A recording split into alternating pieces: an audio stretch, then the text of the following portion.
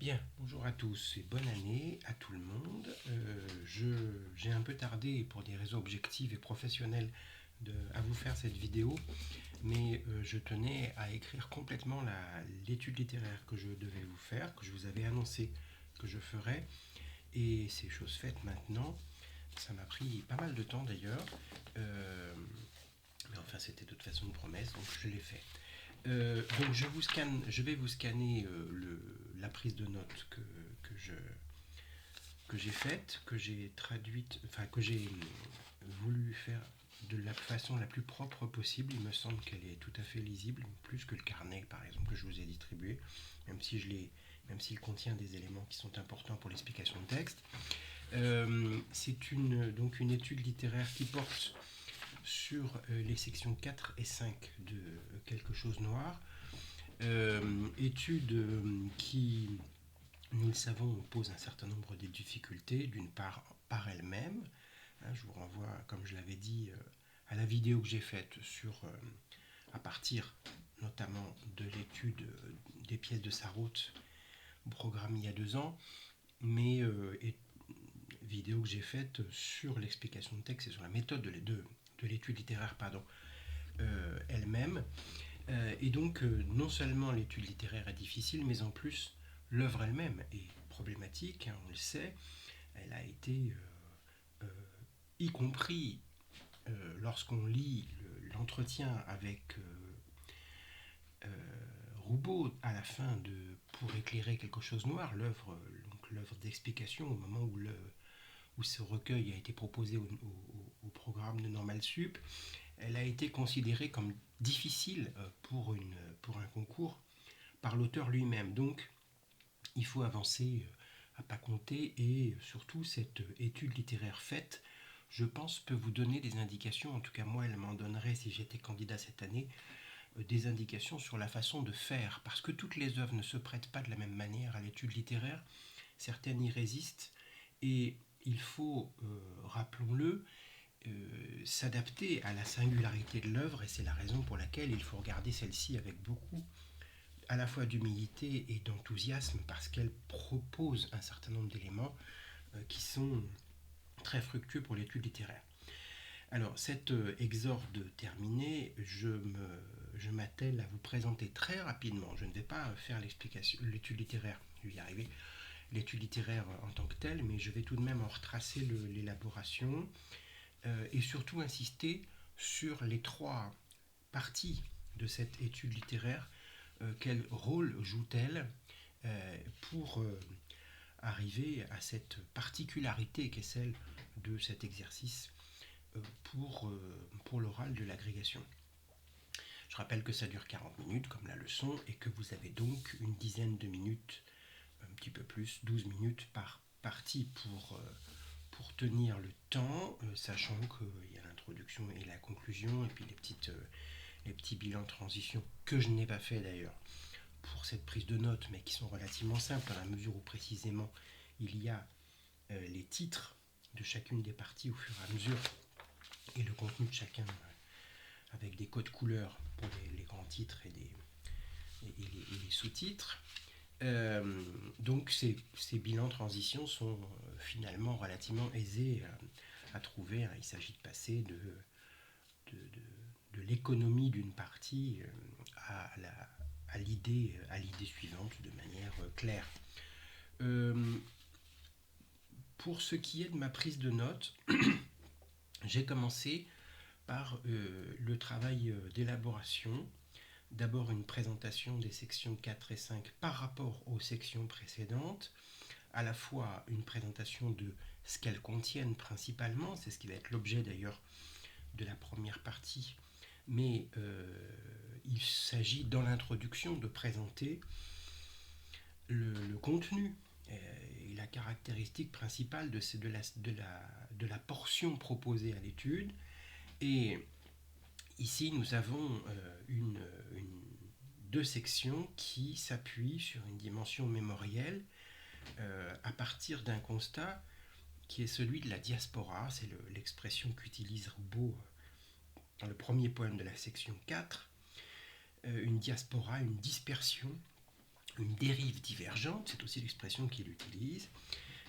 En effet, il y a dans cette section un mouvement d'opposition, presque de contradiction, entre cette diaspora d'une part et la volonté de rassembler quelque chose, une unité, autour du nom d'Alix Cléo, de manière à faire œuvre précisément. Et c'est cette caractéristique des deux sections qui nous intéresse tout particulièrement et qui permet de toute évidence de construire une problématique pour cette analyse, sachant que dans les sections précédentes, les sections 1 à 3, c'est ce que j'indique dans ma prise de notes, l'élément principal, c'était de faire face au drame de la mort par l'installation de rituels quotidiens, c'est la section 1 puis la section 2. Nous avons vu d'ailleurs, entre parenthèses, que ça correspondait au style de Chaumeil dont j'ai parlé, pour lequel je vous ai donné un scan que vous devrez réutiliser pour suivre mon propos, puisque précisément j'ai réutilisé ces éléments pour la partie numéro 3 de cette étude littéraire. Donc, première chose à faire dans l'introduction, amener à la présentation d'une problématique par le biais d'une synthèse des éléments essentiels de la section étudiée en eux-mêmes et dans le rapport qu'ils ont avec le reste de l'œuvre. Je n'ai pas développé l'introduction, notamment la partie problématisation, même si j'en ai donné là quelques éléments, mais je vous laisse quand même un petit peu de travail de ce point de vue-là. Je pense que tous les éléments y sont.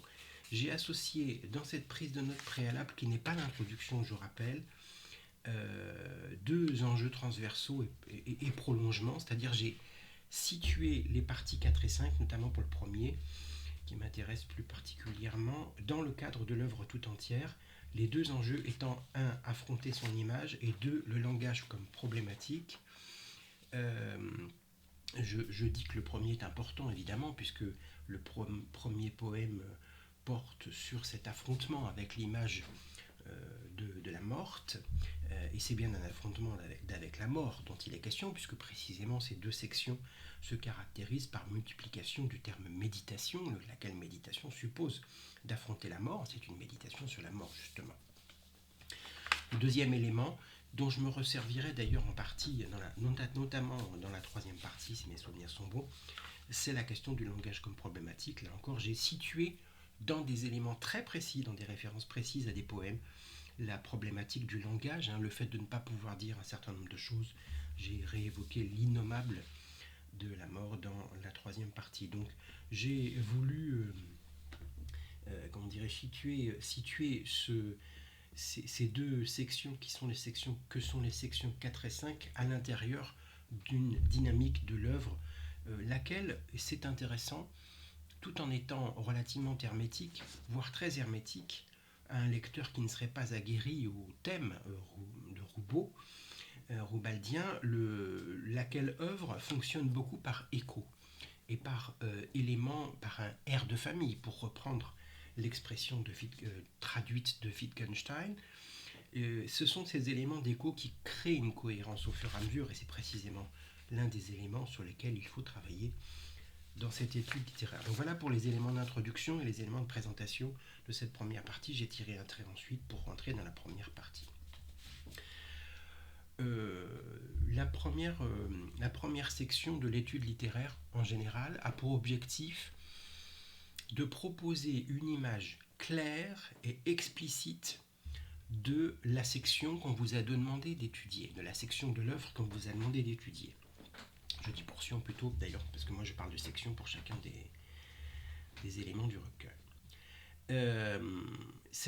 Il s'agit véritablement d'expliciter, de rendre explicite par une observation analytique et non pas paraphrastique les éléments que vous avez sous les yeux. Ce qui fait que j'ai fait une première sous-partie sur la section 4 et une deuxième sur la section 5. La troisième sous-partie de cette première partie étant, elle, une partie de bilan pour avoir une vision globale et synthétique de ce qu'on vient de trouver. J'ai intitulé cette première partie « Se détourner pour méditer sur la mort », puisque c'est exactement ce qui se passe dans ces deux sections. et j'ai indiqué d'ailleurs que je présentais davantage d'exemples que vous n'aurez le temps d'en proposer. Quoi qu'il en soit, les rapports de jury insistent sur le fait que cette première partie est essentielle pour le jury parce qu'il s'agit de lui reproposer une image de quelque chose qu'il a déjà lu, mais il a vu plusieurs candidats, il a vu beaucoup de candidats, il a travaillé certes sur cette œuvre, mais il faut quand même lui montrer que vous en maîtrisez le contenu et que vous le maîtrisez de manière synthétique. Il ne faut pas entrer trop dans le détail. Moi, j'ai donné un certain nombre de détails pour chacun des éléments, mais on peut passer rapidement sur ces détails-là. Mais quoi qu'il en soit, comme les poèmes sont relativement hermétiques, il me semble qu'on gagnera en nombre de points et en crédit à s'arrêter sur un certain nombre de poèmes pour les éclairer à travers ce qu'on est en train de dire. Et c'est particulièrement le cas pour la première section que j'ai intitulée Des portraits en méditation. Donc la section 4 a pour objectif de reconstituer un portrait, l'écueil du fait de reconstituer un portrait. Et je pars de l'expression d'un titre d'un des poèmes, un portrait en méditation. L'expression portrait en méditation étant ambivalente, le portrait obtenu en méditation ou une méditation sur la possibilité du portrait, ce sont les deux possibilités. Et donc j'ai évoqué ces deux possibilités dans la première section. En fait, on s'aperçoit qu'il y a une alternance d'éléments qui sont de l'ordre de l'effort positif pour aller vers un recueil cohérent en reconstituant le portrait, et des éléments qui, eux, sont plus négatifs, entre guillemets, en tout cas plus dans la retenue, dans l'obstacle, qui relève plutôt de la problématique du portrait dans la méditation. Qui elle-même, évidemment, relève de la problématique du langage, on a bien compris, et de celle de l'image en même temps. C'est pour ça que j'ai utilisé les deux. Donc je ne m'arrête pas sur les exemples parce qu'ils sont précisés et j'ai insisté sur un certain nombre de points au fur et à mesure de cette première section, notamment insister dans cette première section sur l'importance du nom. C'est dans la section numéro 4 qui, selon moi, constitue un nouveau départ par rapport à la section 1. Il y a une espèce de symétrie partielle entre les sections 1, 2, 3 et les sections 4, 5 et 6 d'ailleurs. Dans cette œuvre, la répartition par tiers et par chiffre n'étant évidemment pas hasardeuse de la part de Roubaud, qui est un mathématicien et dont on connaît l'importance, l'obsession pour les chiffres et l'arithmétique. Donc c'est un nouveau départ, et c'est autour du nom, cette espèce de rien qui reste, de cette nomination pure, que toute cette problématique du portrait impossible, du moins du portrait complexe, est proposée, et avec l'expression qui arrive dans la section numéro 4 d'Amour de loin, dont on sait qu'elle vient de La fleur inverse, et du poème de Geoffrey Rudel, d'Arnaud Daniel, Amour de loin, donc, qui est l'expression d'ailleurs que Zinc utilise pour son étude des troubadours au XIIe, XIIIe siècle, donc la grande étude de Michel Zinc. Cet amour de loin, donc, qui constitue l'un des éléments que nous allons utiliser par la suite dans la troisième partie pour éclaircir tout ce qui est une allusion, tout ce qui est mystérieux dans cette œuvre et qui lui donne du sens. Et donc il faut évidemment l'exposer d'abord dans un premier temps. La section 5, elle, de même d'ailleurs que la section 2, repose la question de l'ascèse, des exercices réguliers pour fixer une trace malgré tout, pour lutter contre cette opposition, le rituel pour maîtriser les démons, pour reprendre l'expression de Camino Chomey, et une ascèse donc, mais une ascèse pour faire face à un problème logique lié à la mort. On a les deux éléments ici que posent à la fois le zen et les troubadours, et notamment dans l'étude qu'a faite Roubaud dans La fleur inverse, qui, je le rappelle, a été publiée en 1986, la même année que le recueil lui-même. Et cette deuxième section donc nous permet de passer à un bilan global. Si on regarde les acquis de la première section et de la deuxième, de la section 4 et de la section 5, on peut faire l'hypothèse très claire d'une tension dynamique entre le néant et le souvenir de la morte, entre le néant et le quelque chose, Il s'agit d'abord de lutter contre l'entropie, pour utiliser un terme de physique, mais qui est important parce qu'on a affaire à un scientifique, hein, c'est un mathématicien, donc il connaît la notion d'entropie, et c'est ça. Tel que cette idée du chaos est utilisée aussi par les alchimistes et la gnose par exemple. On connaît évidemment Roubaud, qui est un excellent lecteur, un très très grand lecteur. Lutter contre l'entropie, donc c'est cette dynamique dont je parle dans le titre qui permet d'en comprendre l'importance. Et face à ce risque, c'est l'effort esthétique, logique, discursif de l'œuvre qui est la solution, puisqu'évidemment, il n'y a pas seulement opposition, il y a dialectique. Cet effort contre la diaspora se fait par le biais d'une convergence, d'une dynamique à différents niveaux sémiotiques que j'étudie donc dans cette troisième section pour constituer le bilan. Donc à partir de là, nous avons une image relativement simple. Je ne me suis pas arrêté sur les exemples, mais on voit bien, si on a le recueil sous les yeux, dans les sections 4 et 5, que ça constitue des éléments essentiels. Et finalement, se pose la question, dans la deuxième partie, du sens de tout ça et des enjeux qui sont communs à l'œuvre, évidemment, qui apparaissent dans cette section et qui sont communs aux enjeux de l'œuvre, qui sont déjà des enjeux de l'œuvre, plutôt qui deviennent des enjeux de l'œuvre à partir de ce rouage de l'œuvre, pour reprendre l'expression que j'avais utilisée dans la vidéo précédente. Ces enjeux, donc, tels qu'ils apparaissent dans la section, et qui concernent l'œuvre aussi tout entière, c'est ce qu'on étudiera dans la troisième partie. Restituer et reconstituer la gageure de l'écriture poétique, car nous avons ici quelque chose qui est absolument essentiel dans cette œuvre, et on sait que c'est un questionnement qui est important chez Roubaud, parce qu'il en parle aussi dans le Grand Incendie de Londres, et parce qu'il évoque, dès le début de La Fleur inverse, cette idée du rapport entre ce quelque chose qui s'assombrit, ce quelque chose qui s'efface à cause de la mort, et en même temps cet amour qui persiste. Donc cette opposition, c'est ce que j'ai dit dans la partie précédente, et cette opposition n'est tenue, et cette opposition n'est maintenue et n'est pas contradictoire que parce qu'il y a écriture poétique. On obtient ici la même image que dans les objets ménonguiens, dont il est question dans l'un des poèmes. Je m'étais arrêté sur ce poème-là en particulier, hein, les objets qui ne sont plus que des objets en esprit et plus dans la réalité, et ce paradoxe d'un objet poétique qui n'est plus un objet réel. On est ici dans ce que Roubaud appelle dans Poétique remarque le quelque chose de la poésie. Je l'ai réutilisé pour la troisième partie. Gageure de l'écriture poétique, donc, cette deuxième section a pour objet de replacer les enjeux qu'on a commencé à observer par le biais de la poétique du passage dans l'économie de l'œuvre tout entière. Reconstituer une image qui se délite, hein, c'est l'objectif principal de tout le début de l'œuvre jusqu'à ces sections-là, et c'est même d'ailleurs le combat principal dans l'œuvre, la question essentielle du portrait de l'image dans ces deux sections. Je reviens à la présentation que j'avais donnée au tout début, au moment de mon travail sur l'œuvre, avant le début de l'étude littéraire. L'auteur se remobilise à la suite d'une première sidération et d'un mouvement de reprise. Je l'ai dit tout à l'heure qu'il y avait une espèce de reprise et de nouveau départ dans ces deux sections. Ces deux sections donnent l'occasion d'affronter la mort en tant que telle. Apparition presque au centre de l'œuvre. On arrive au centre de l'œuvre, au cœur de cette section, au début de la section 5. Le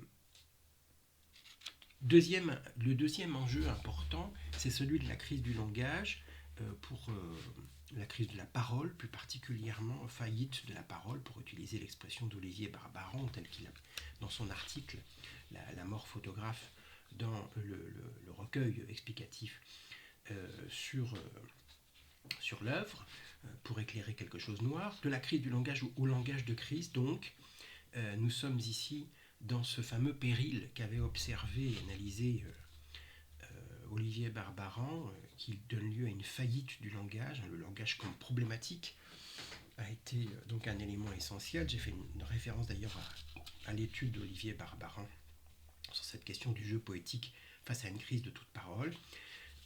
qui est d'ailleurs, entre parenthèses, on sait aussi un enjeu de, essentiel dans la littérature au XXe siècle, particulièrement la littérature théâtrale et la littérature poétique.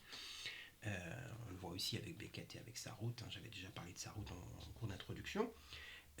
Cette faillite toute relative est annoncée par l'auteur sous deux formes, dans la portion d'œuvre que nous analysons, la négation et la désunion. Là, je ne reviens pas là-dessus parce que j'ai fait un cours là-dessus et que ça sera clair, mais il faut insister sur ces points-là parce que précisément, cette crise du langage, ce qui nous permet l'antimétabole de mon titre, j'inverse les termes de la première expression pour en faire une deuxième qui a un sens différent, ce qui nous le permet, c'est précisément l'utilisation de la négation et du thème de la désunion, c'est-à-dire que c'est un thème cohérent, c'est un thème qui fait union dans l'œuvre, le thème de la désunion unie. C'est ce paradoxe-là qui est essentiel dans l'œuvre, et pour en comprendre la conjointure, c'est le terme que j'utilise pour la troisième section de cette deuxième partie, disjonction et conjointure.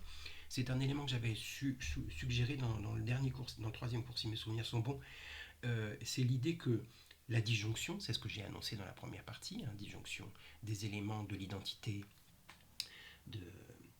d'Alix Cléo, par exemple, la disjonction du couple, disjonction liée à la mort, l'irressemblance, un certain nombre d'éléments qui vont dans ce sens-là et qui sont réutilisés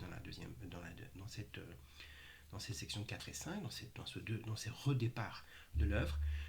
Cette disjonction s'associe à une conjointure, à la volonté de rassembler, de joindre les éléments. C'est l'œuvre donc qui naît du pari de l'impossible, l'impossible étant celui de retrouver l'essence même de l'identité, de la nature de l'être aimé. Là, je passe rapidement sur ces éléments-là. Se pose la question de la cohérence véritable de l'œuvre, de sa conjointure. Est-ce que c'est une œuvre illisible, un échec ? C'est d'autant plus important que dans le grand incendie de Londres, le départ de l'œuvre, qui je rappelle a commencé au même moment que l'écriture de Quelque chose noir, pour la branche 1 donc, son titre c'est Destruction, et dans la branche 1, qui est très importante, Roubaud insiste sur le fait que à l'origine de cet ouvrage, il y a un projet qui a eu lieu au moment de la mort de son frère, après la mort de son frère, et que ce projet a été en partie détruit, et c'est la destruction même de ce projet qui fait l'objet de la première branche de ce récit. Et c'est important parce que précisément, on a quelque chose de très proche dans Quelque chose noir, sur quoi d'ailleurs insiste, ça vous pouvez le dire, c'est ce que j'ai mis du reste, Roubaud lui-même, lorsque il est questionné dans un entretien par des universitaires et il insiste sur ce risque de dilution de l'œuvre et sur ce travail de dilution, mais précisément, il ne le précise pas, mais ça nous est évident, c'est aussi un travail sur la même chose que ce que font les troubadours dans la fleur inverse, le rapport entre l'amour de la langue et l'amour de la dame à travers l'idée d'un amour de loin.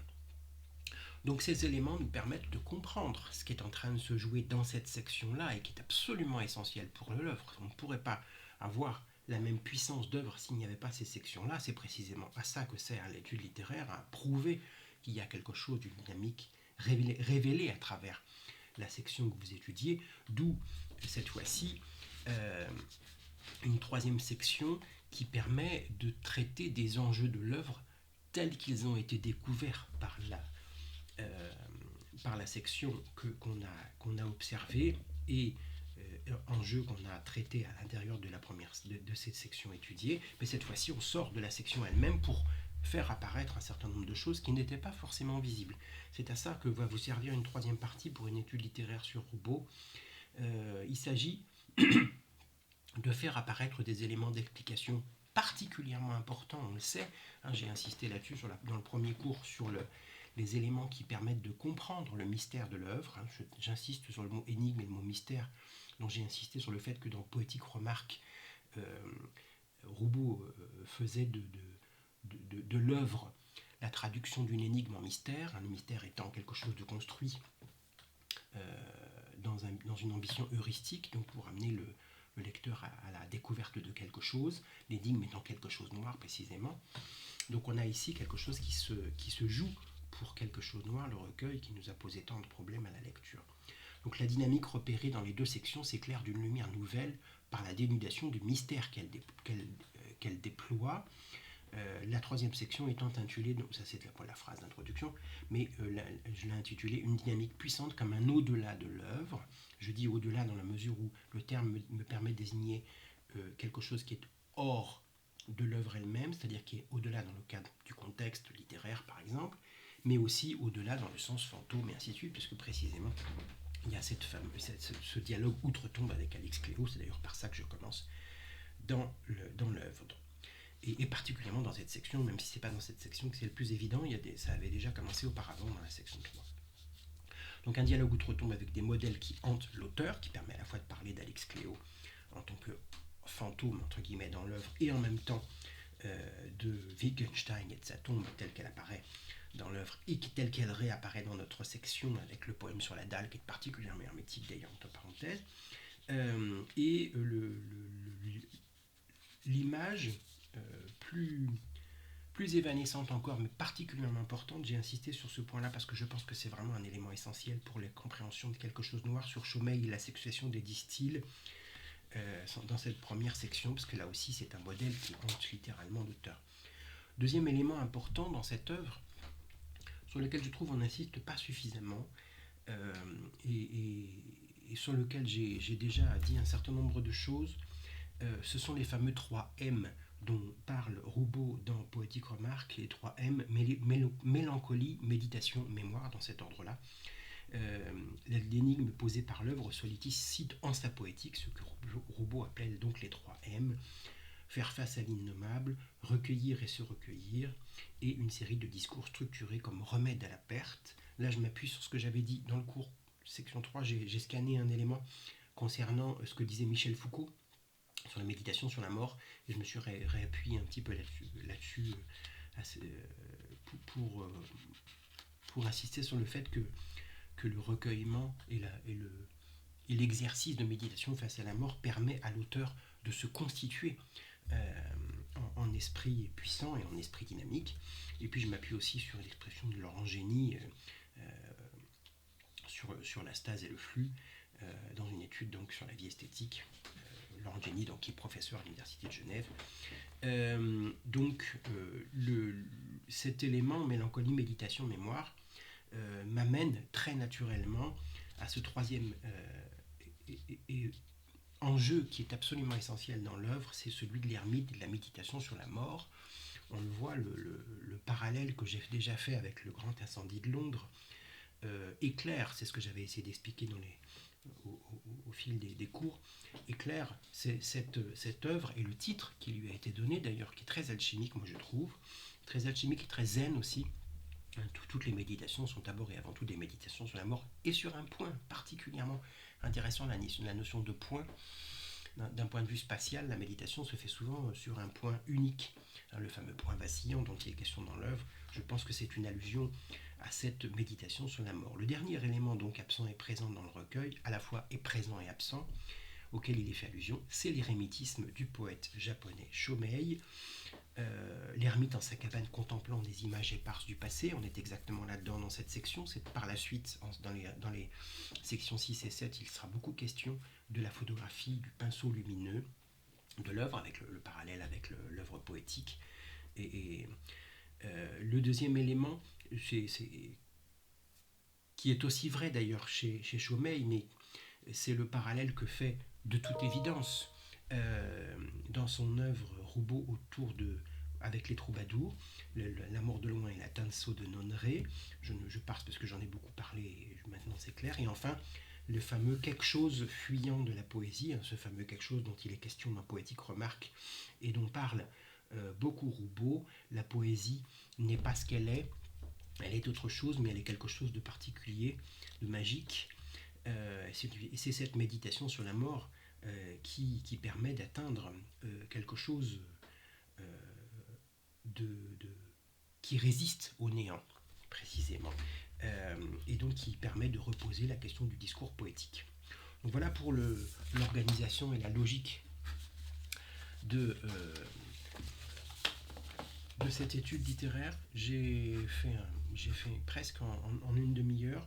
Je pense que j'ai été clair, j'espère en tout cas. Et puis j'espère surtout que je vous aiderai. Je ne pourrai pas vous faire comme vous l'avez vu, déjà d'écrit corrigé, mais j'en suis désolé, mais là pour le coup j'ai trop de choses à faire et comme j'ai changé de direction, j'ai aussi beaucoup de temps à passer sur mon nouveau poste, mais en tout état de cause, j'espère avoir été clair dans mes cours sur les grands enjeux de cette œuvre.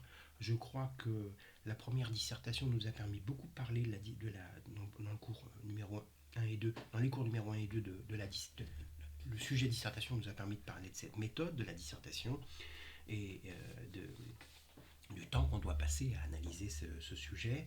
Mais évidemment, c'est d'autant plus clair, c'est d'autant plus évident et c'est d'autant plus manifeste la tension qu'il y a dans le sujet qu'on connaît bien les enjeux de l'œuvre. Et là, on ne peut pas parler d'une dilution. On voit bien d'ailleurs que cette étude littéraire est en rapport avec le sujet de dissertation que j'avais proposé, celui de Normal Sup.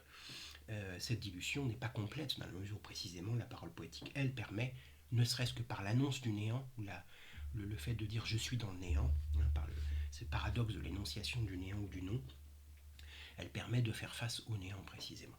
Donc voilà pour ce qui est du travail que je vous propose.